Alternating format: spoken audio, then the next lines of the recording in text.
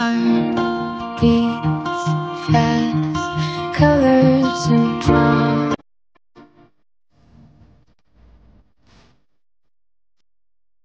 Hi guys! Welcome back to my YouTube channel. Yung mga hindi pa nagsa-subscribe dyan, subscribe lang po tayo para po tayo lahat maging masaya.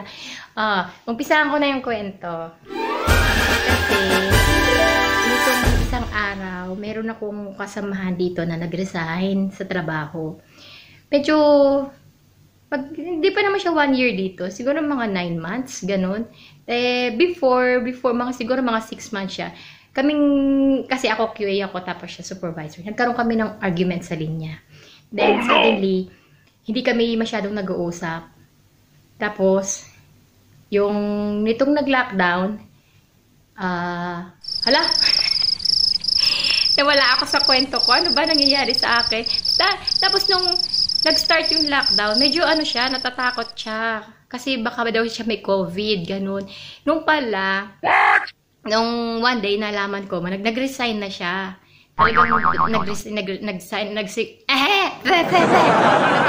nag-submit na siya ng resignation. And then, nung nag-submit siya ng resignation, sinabi niya doon sa kasama ko. Tapos, hindi nila alam kung ano dahilan. Nung yun palang tao na yun, yung anak niya nasa hospital. Kaya pala umiyak yung nanay niya kasi gusto siyang pauwiin dahil nasa hospital yung anak niya. 6 months na palang nasa hospital. So, ganito lang yun guys eh. Yung mga tao pala kung minsan hindi natin alam kung ano yung dahilan nila. Minsan meron pala silang pinagdadaanan. Hindi natin alam bakit irritable sila, mainit yung ulo nila, mabilis silang mapikot. Minsan pala may mga tao na kinikim-kim lang nila sa loob yung dinadala nila. Pero deep inside, hindi natin alam talaga kung ano yung mga ganun ng tao. Kaya dapat, alam mo, parang nakonsyensya ako guys. Parang ako nakonsyensya dun sa naging arguments namin. Kasi although hindi ko naman siya pinatulan, hindi naman ako mapagpatol. Tsaka ako naman kasi pag nagalit ng saglit, mamaya yan wala na, hindi na pagalit. Tapos, ayoko rin naman pa-apektuhan yung trabaho ko, may trabaho din ako. Pero nakonsensya lang ako ng konti dun sa kasi hindi ko alam na meron pala siyang pinagdadaanan na gano'n. Hindi ko naman kasi alam. Di naman niya sinabi. Kasi kami close, kaya hindi naman siya mag-share ng mga gano'n. So, nung nalaman ko, medyo naka-feel a little bit guilt, ganun. Kasi nga, hindi ko alam na meron siyang pinagdadaanan. Kaya dapat maging mabait tayo. Hindi lang sa dahil kailangan.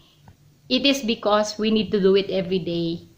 As much as possible, maging mabait tayo. Kasi hindi natin talaga alam kung ano yung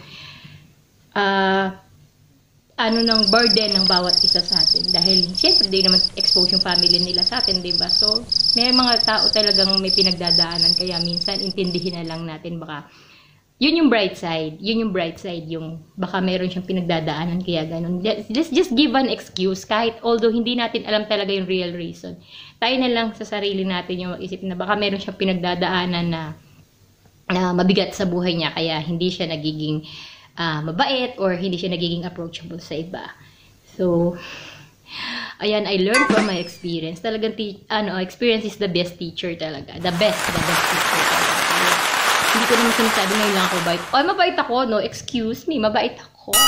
Akala nyo lang supla. Pero mabait tayo. Dahil kasi, dapat naman tayo mag-ibig sa kapwa. Yun kasi yung dapat naman. Diba? Sige na guys, baka mag-drama pa ako dito, hindi bagay sa akin. Sige na, ingat po tayo at magpakabait tayo, be positive, na tayo, iingatan tayo ni Lord at maging mabait tayo sa lahat ng tao.